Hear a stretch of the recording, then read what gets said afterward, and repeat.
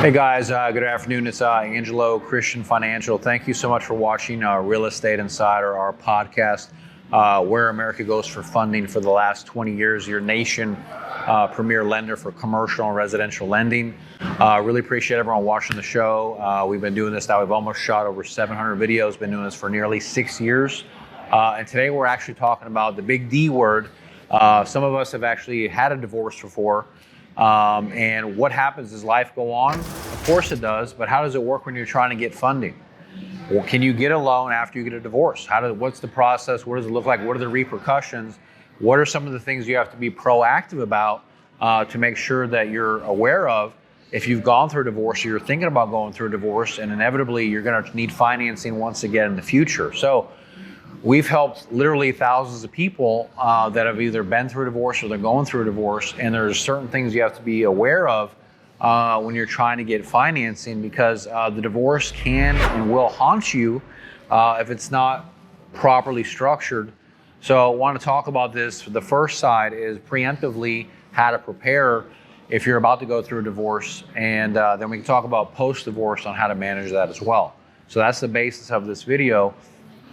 The biggest thing is that if you're thinking about going through a divorce, or you are, is to really, in the beginning, to work on the negotiations with your ex and the judge or your attorney on structuring, what responsibilities for debt are going to belong to you and what responsibilities of the debt are going to belong to him or her. Because what happens is that obviously in a divorce, if you already have assets and there's debts attached to those assets, usually those get dispersed out. And if those debts are passed on to you, it can affect you from your qualification, your debt ratio to get new loans, right? If you currently own a house and that house is going to stay with you and that has a mortgage on it, that debt's going to be passed on to you, and now you're going to try and get another loan.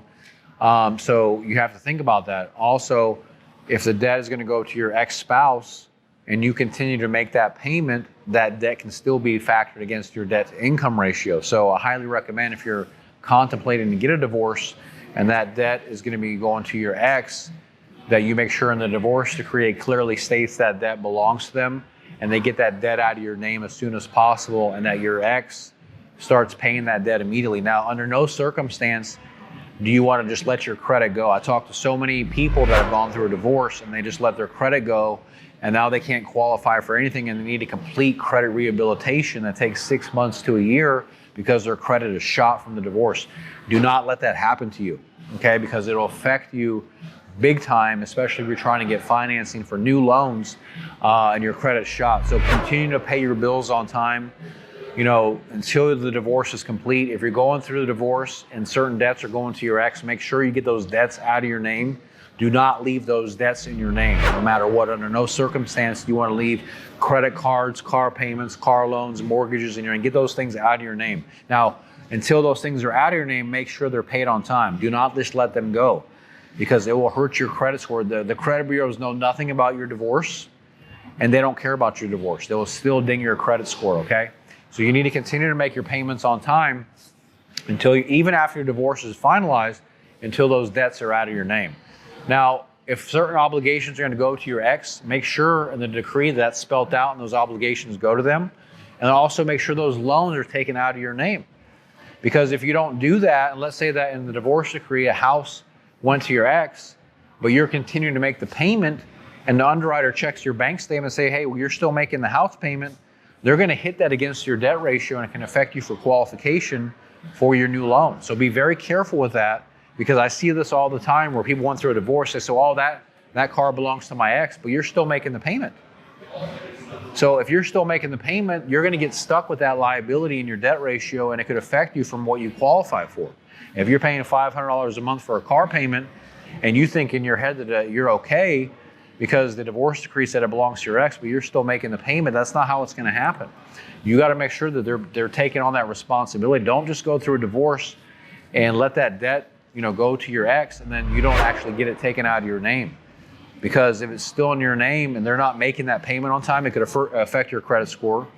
Or if it's still in your name and they are making the payment on time, make sure you can get a payment history showing that your ex-spouse is actually making that payment to the lender directly. These are very, very important topics, and it can affect you big time, whether you're trying to get approved for an FHA loan, conventional, jumbo, non-QM, it doesn't matter. All these same rules apply. Make sure that you get a divorce decree that's signed by a judge. If you have a separation, the only way a separation can be honored if it's a legal court separation signed by a judge.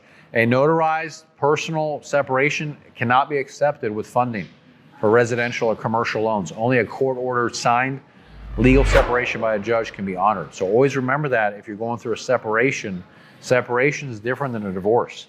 Through a I see a lot of people, they try to do separations and they think that, well, because I got it notarized between me and my husband that we're cool. Those are his debts, these are my debts. It doesn't work like that. You have to go through the courts and get a legal separation done and signed by a judge in order to have that acknowledged for the purposes of a loan. I don't care what type of loan you're getting, that's the only thing that's going to be recognized and acceptable is a court-ordered legal separation. So these are very, very important topics because it happens in life where the person that you were with is no longer, it's not working out and you need a new spouse. Hey, that's cool.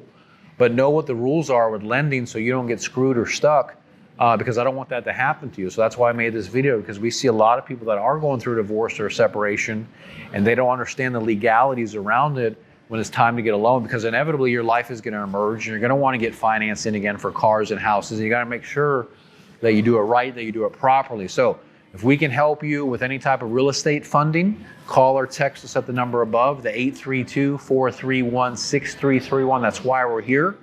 Or click on the link below to get signed up to get pre-approved. We want to be your lender to be able to help you with any type of loan financing for residential or commercial. So thank you so much for watching Angelo Christian. We really appreciate you. Check out my next video and thank you so much. Bye-bye.